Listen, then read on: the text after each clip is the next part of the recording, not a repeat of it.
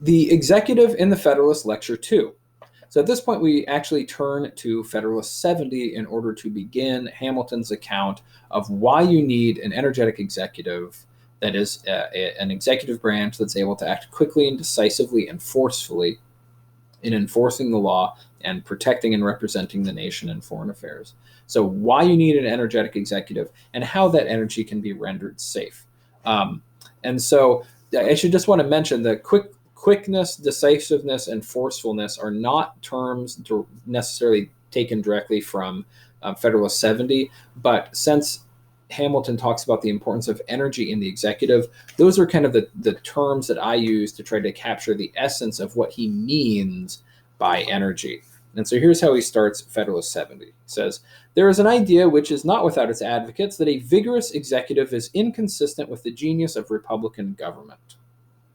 Right, so the idea like an overly powerful executive, that's not consistent with republican freedom. "The enlightened well-wishers to this species of government must at least hope that the supposition is destitute of a foundation."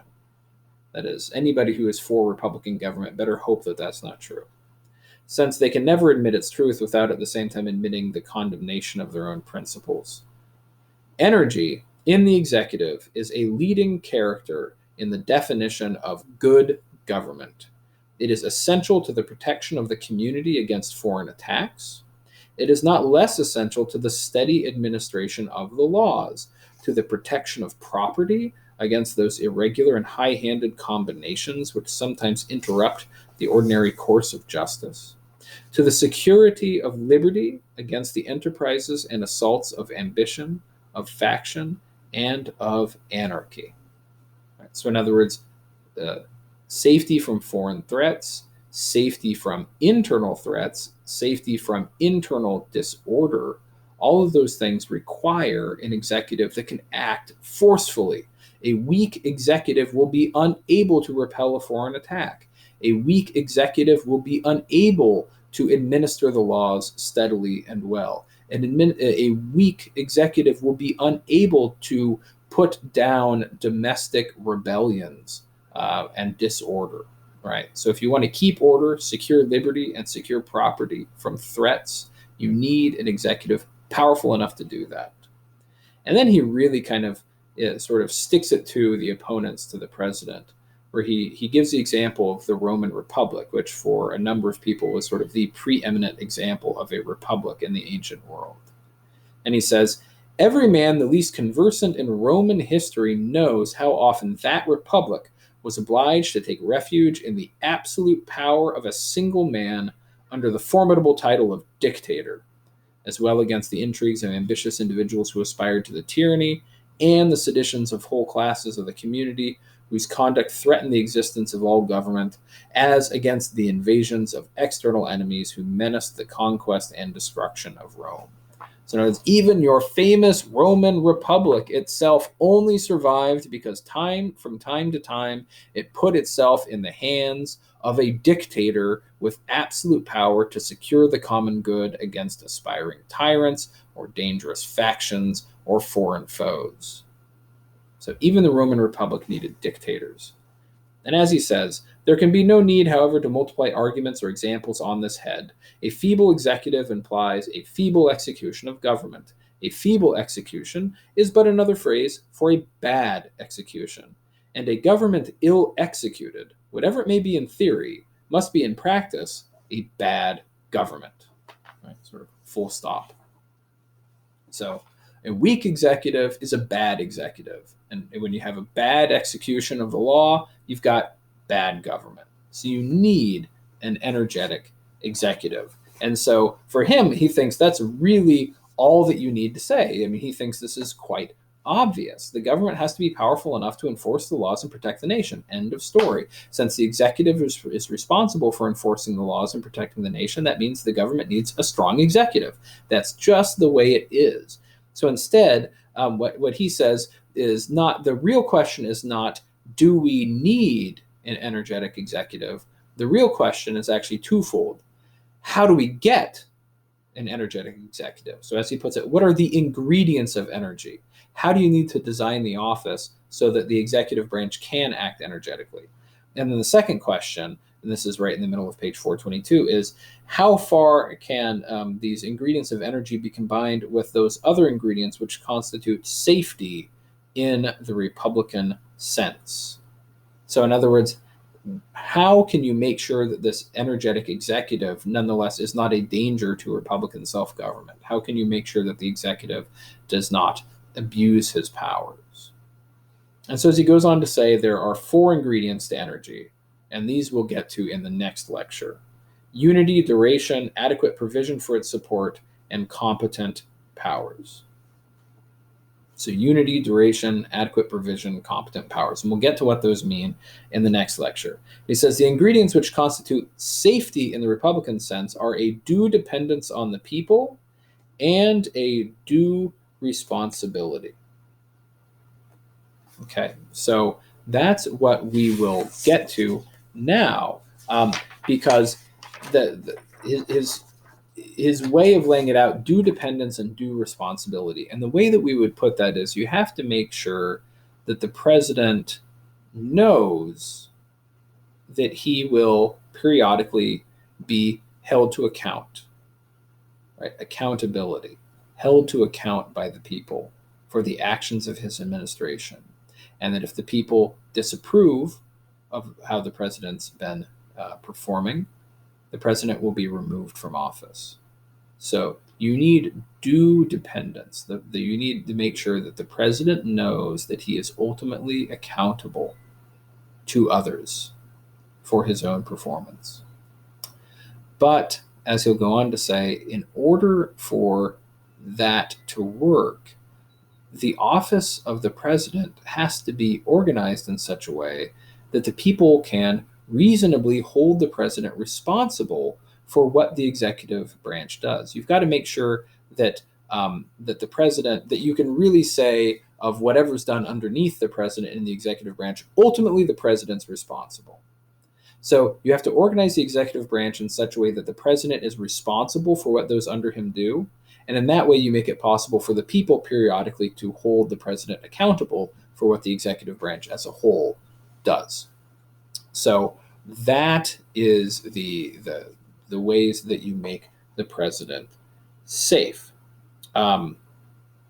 Now, as he goes on to say in the next paragraph, page 422, those politicians and statesmen who have been the most celebrated for the soundness of their principles and for the justness of their views, and this is especially, he's alluding to Montesquieu here, I think, have declared in favor of a single executive and a numerous legislature.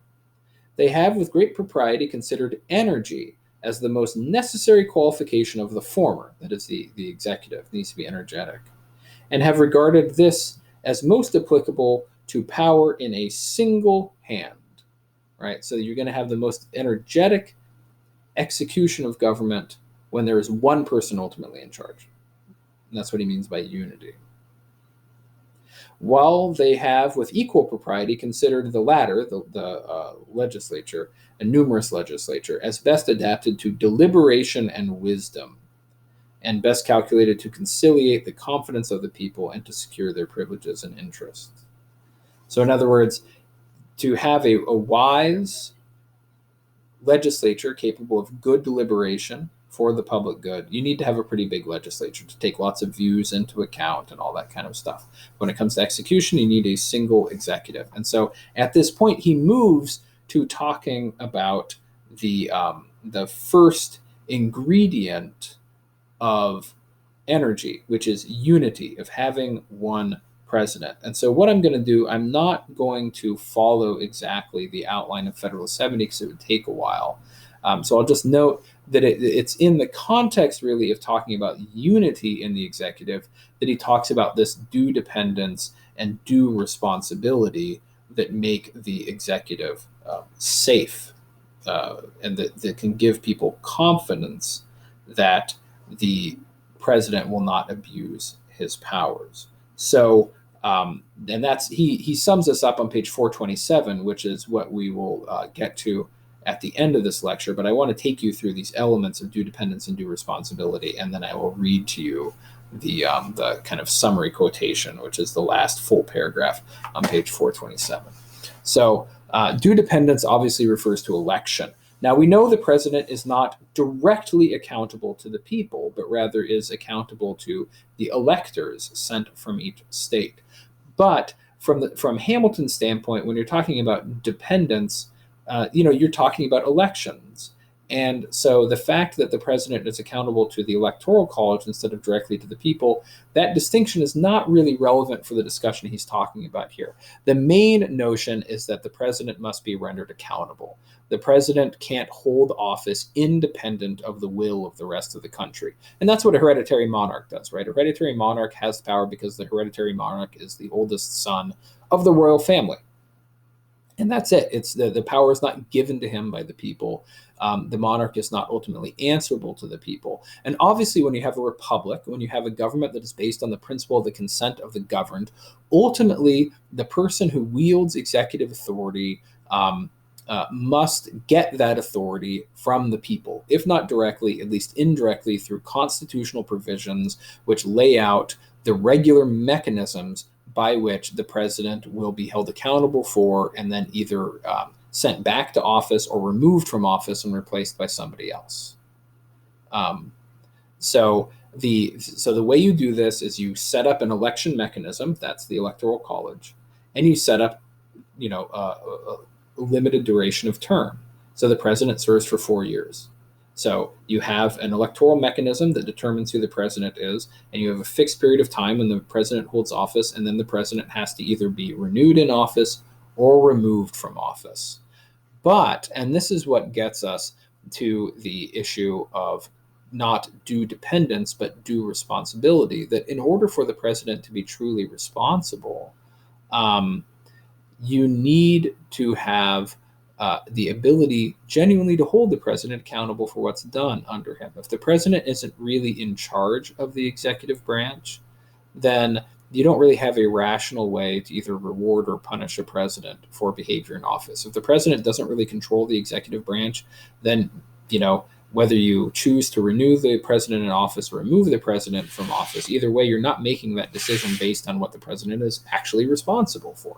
So you want to make sure that the president can be held responsible for the conduct of the executive branch during his tenure. Harry Truman used to have a plaque on his desk that said, "The buck stops here." And by that, he meant, even though most things the government does are done by people, under me, and not directly by me, they are subordinate to me. I am in charge, so I am ultimately responsible for what they do. So that's due responsibility. Now, of course, somebody could say, well, okay, let's say you have an election and the president just doesn't want to step down. Let's say the president just wants to hold on to office. What do you do then? And yeah, it's true. For due dependence on the people to work, you have to be in a situation where the president is neither willing nor able to seize or hold on to power by force. There's not really anything you can write down on paper that could stop that from happening. If you have a Napoleon in your country, then just having it written down on a piece of paper that he's not allowed to seize power is not going to stop him from seizing power. You really need a kind of political culture built around the idea that you honor the results of elections. And although we don't talk about it, Hamilton defends in Federalist, I think it's 72, but I can't remember off the top of my head. Remember, originally, in the original Constitution, the president could be reelected any number of times. There were no term limits, whereas nowadays the president can only be elected for 2 terms.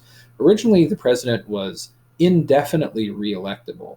And Hamilton actually thought this was a good thing. He thought, well, look, if you've got a really good president, hold on to him, right? As long as he's doing a good job, keep him in office. There's no need to just kick him out just because a certain number of years have gone by. If he's still doing a good job, keep him in there. It's good for the country. It's good for the country to have a good president there. And besides, if you have a good and ambitious president who knows that if he does a good job, he'll be able to hold on to his office, this will make the president much less willing to contemplate taking or holding the office illegally, right? If I'm not going to be kicked out, if I do a good job, I can stay in power, then that gives you an incentive to earn re-election as opposed to just seizing power anyways. Now, of course, that has changed in our Constitution. Now there are term limits, but So far, we've not had to worry about any of the problems that Hamilton thought would come along with term limits. And term limits informally existed basically from the beginning of the country, with George Washington set the precedent of stepping down after 2 terms. And that precedent was held with the one exception of Franklin Roosevelt, before it was actually made formally constitutionally required. So that's a pretty firm, the firm part of American political culture. But so, as I said, the real question has to do with what he calls due responsibility. How do you make sure that the president is actually in charge of the executive branch, and therefore, then come election time, the president can be held accountable and either rewarded or punished for the conduct? Well, the first thing you've got to do to create due responsibility is you've got to make the president alone the head of the executive branch. And that's what makes it easy for people to sort of see that the president is the one who's been in charge and can be held accountable for what he did. Now, the way you do that, there are a few elements to it. Now, Hamilton discusses this a bit on pages 426 and 427.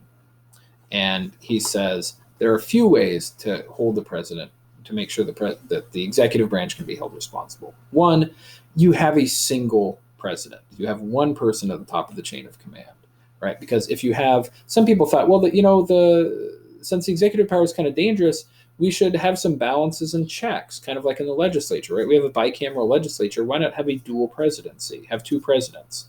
That'll make it a lot harder for a president to use his power corruptly, because the executive branch won't be able to do anything unless the 2 presidents agree. Right. So that was one argument. Or let's have an executive council, so that you have a chief executive, but for a lot of his major decisions, those decisions have to be approved by some kind of council of advisors. And Hamilton, one of the main things Hamilton says is that makes it extremely difficult to know who to hold responsible for what's done in the executive branch. Because if you have a dual presidency, then anytime something goes wrong, they're going to point the finger at each other. Oh, it's not my fault, it's his fault. And the other guy will say, no, it's not my fault, it's his fault. Or if you have an executive committee, it might be, the president might say, it's not my fault, it was the committee's fault. Or the committee might say, it's not our fault, it's the president's fault, right? So if you have more than one person at the top of the executive branch, then you have the possibility for people to try to pass the blame around and obscure who's responsible for what. So if you want real responsibility in the executive branch, you have to have one person who's ultimately in charge. But then beyond that, you've got to actually make the president in charge. And there are a few ways of doing that. This is why the president chooses the people who work in the executive branch. Initially, all of them, but now, the management levels, the kind of the leaders of the various executive agencies are chosen by the president. And the idea is that puts him in charge because, think about what makes somebody the boss of an organization. Well, in the first place, they need to be able to choose who works for them, right? If you are forced to hire somebody and you can't choose who works for you, you're not as much or even really that much in charge. So if the president's going to be in charge of the executive branch, Congress organizes the various departments, but then it's got to be up to the president to choose who's running the departments. So those, I hired that person. He's, in effect, my employee. He's got to do what I say. But since I picked him, you can hold me responsible for what he does because I'm the one who put him there. Right? So if he does something dumb, then it was my fault for putting a dumb person in office. Right? So part of making the president in charge of the executive branch and therefore responsible and accountable for what the executive branch does is you got to let him choose who works in the executive branch under him. But just hiring somebody is not enough to make you a boss. Alongside the power to hire, you need a couple other things. The second thing you need is you need the power to fire, right? Because if you have people who work under you, even if you choose them, if they start doing things you don't want them to do, and you're not able to remove them and replace them, then again, you're not really in charge. You could hire them, and then they could blatantly disobey you. And if you're not allowed to fire them and replace them, then they're there, and you're not in charge. And so things are going to happen that truly are not your fault, but nobody's in charge. And you don't want that because you want to be able to hold the president accountable. You want a clear chain of accountability so that when something goes wrong, what should be done, who should be punished, who should be removed. So the president needs not only the power to hire, but the power to fire. Now, the funny thing about that is this thing called the removal power is not explicitly granted in the Constitution. And it's something that was affirmed by the first session of Congress, I believe, under the leadership of Madison, or because some people in the Senate said, well, wait a second, when the president appoints somebody to work in the executive branch, he needs to get the permission of the Senate, right? The Senate has to confirm that appointee. So the Senate can't choose who works for the president, but it has a veto power over the president's choices. Obviously the original idea being this is one way of making sure that the president, it's like quality control to make sure that the president doesn't pick somebody who's stupid or corrupt or something like that. But so you had people in the Senate who argued, well, look, if the president has to get the Senate's permission to hire somebody, then the president should also have to get the Senate's permission to fire that person. So in other words, the removal power would be jointly shared by the president and the Senate.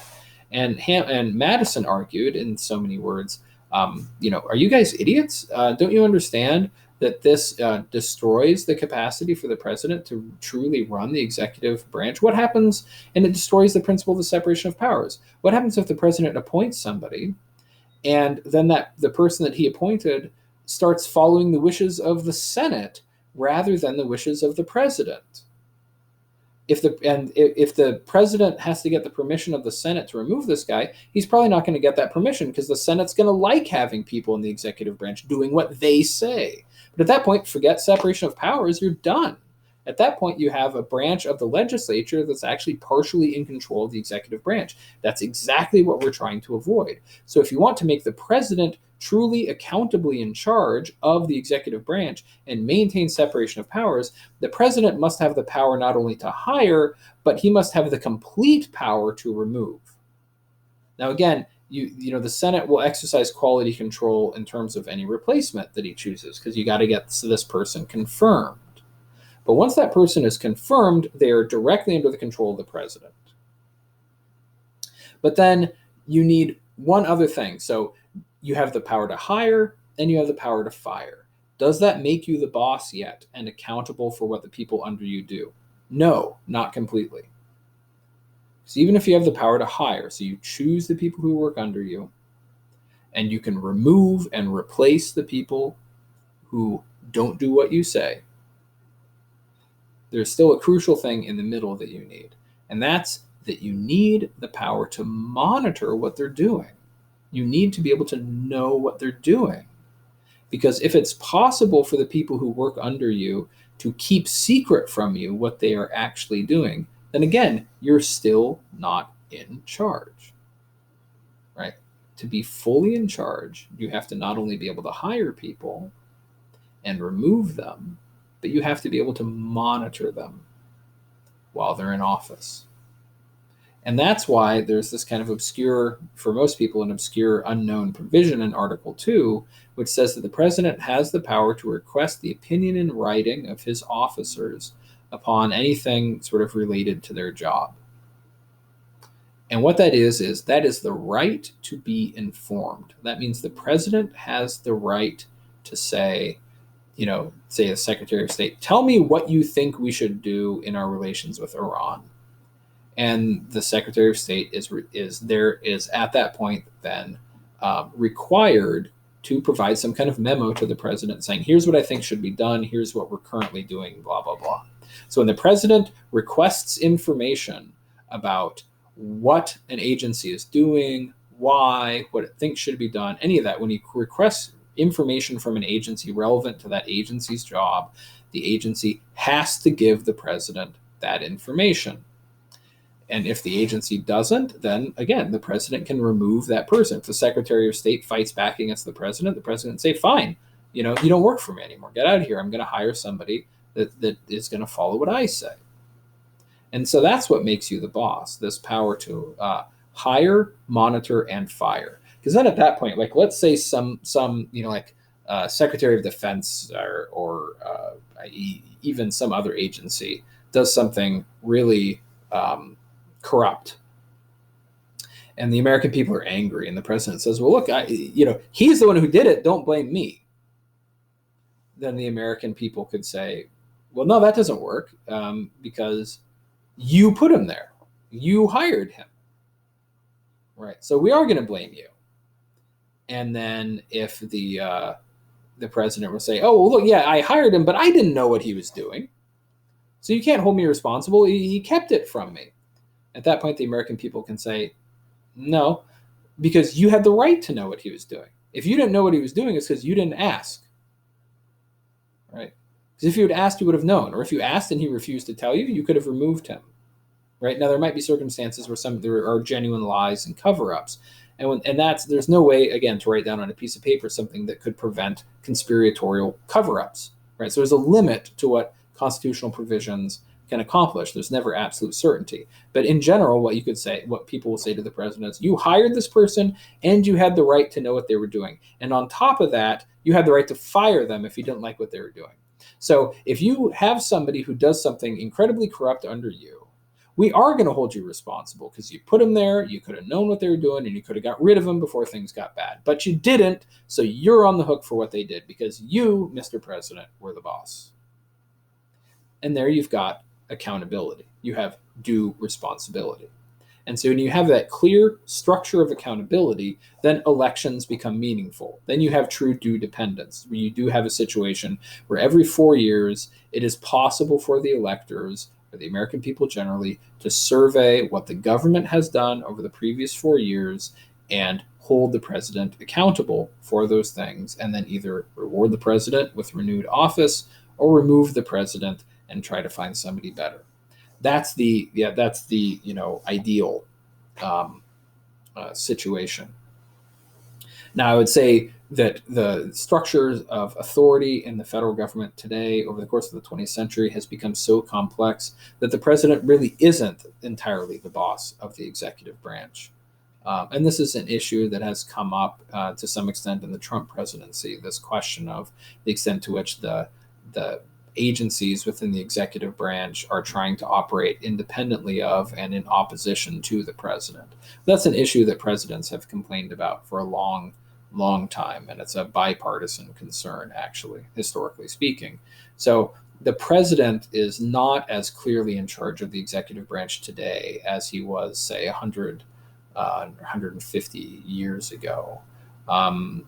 And it's also not necessarily the case that there is the kind of careful deliberation about the president's record on the part of voters. So this is a kind of ideal picture that Hamilton paints, but you can see from this picture why why some of these powers are given, why you have periodic elections, why the president has the appointment power, why the president implicitly has the removal power, why the president has the power to monitor those who work under him, so that the president can be truly in charge and thereby held accountable for what the executive branch does. And so, again, you can see that at the core of this is the need for unity, the need for there to be one president at the top of the government so that he can't point fingers at somebody else, but it can clearly be considered to be in charge and therefore accountable. So as he sums it up on page 427, Hamilton, he says, "It is evident from these considerations that the plurality of the executive, that is, having more than one executive or an executive council, tends to deprive the people of the two greatest securities they can have for the faithful exercise of any delegated power. First, the restraints of public opinion, which lose their efficacy, as well on account of the division of the censure attendant on bad measures among a number, as on account of the uncertainty on whom it ought to fall." So in other words, the public won't know who to blame. If there are multiple executives, one blame either gets spread across a whole bunch of people, which means that no one person feels as much force, in the same way that oftentimes people feel less guilty about what they do as part of a group than what they do as an individual. You want the censure to fall on the individual of the president so the president can feel the full force and weight of public opinion when acting or deciding how to act. And also because when there's a plural executive, sometimes the public won't know who precisely to blame. Then he says, and second, the opportunity of discovering with facility and clearness the misconduct of the persons they trust in order either to their removal from office or to their actual punishment in cases which admit of it. So again, it's easier to hold the president accountable for wrongdoing if there's ultimately one person at the top of the chain of command. So you can see here that part of the way the office of president is rendered less dangerous despite its power and its energy is by making one person the head of it. So actually, the thing that a lot of people were afraid of, whoa, this is one mind and one will in charge of all this power. This is going to be a tyrant. Hamilton's response to that is, not only is having one person necessary for energy, but having one person actually makes it easier to hold the executive branch to account. So unity, which you think makes the executive more dangerous, actually makes it safer because the president will feel accountable to public opinion, feel accountable to electors. And in that sense, you actually will have more safety and more accountability with a single executive than if you tried to divide up the executive power in the name of making it safe. So due dependence and due responsibility primarily achieved through having one president who has the power to hire, monitor, and fire everybody that works for him. That's executive safety. In the next lecture, we'll get to executive energy, the actual ingredients. How is the executive branch structured to make the president energetic?